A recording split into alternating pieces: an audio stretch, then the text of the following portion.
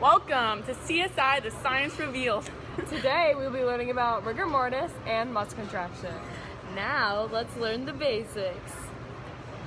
Back to the basics. When you look at this image, you can break down the muscle starting with the actual muscle, which is surrounded by the tendons. We then move into the epimysium, which houses several fascicles surrounded by the paramysium.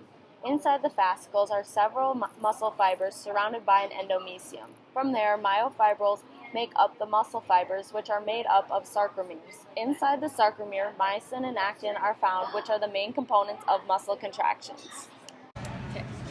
The first part of muscular contraction is the neuromuscular junction. First, an action potential is sent down the axon, ending in the axon terminal. The signals for the muscle to contract and is sent from the brain onto a motor neuron and then to the muscle. Neurotransmitters in the axon terminal are surrounded by a vesicle, which are then released into the synapse. The synapse contains specialized receptors found on the sarcolemma membrane. There are sodium-potassium pumps that start the action potential down the two tubules and into the sarcoplasmic reticulum. In the sarcoplasmic reticulum is where calcium is stored. Active transport occurs in the sarcoplasmic reticulum in the presence of ATP, and calcium is then released in response to the action potential. The actin is originally anchored to the Z line, while the myosin is anchored to the M line. Actin contains the receptor sites, in which is the component that shortens during muscle contraction.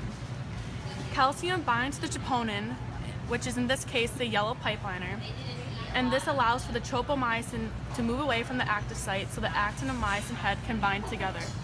The binding sites are now found on the actin and they are now open.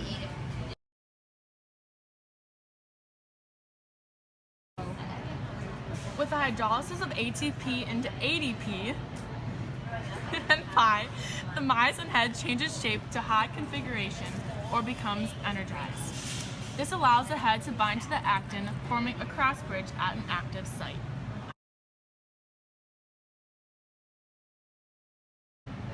The myosin then relaxes to low energy configuration but remains attached. Actin is then pulled toward the center of the sarcomere towards the M line. This initiates a contraction of the muscle and is known as the power stroke.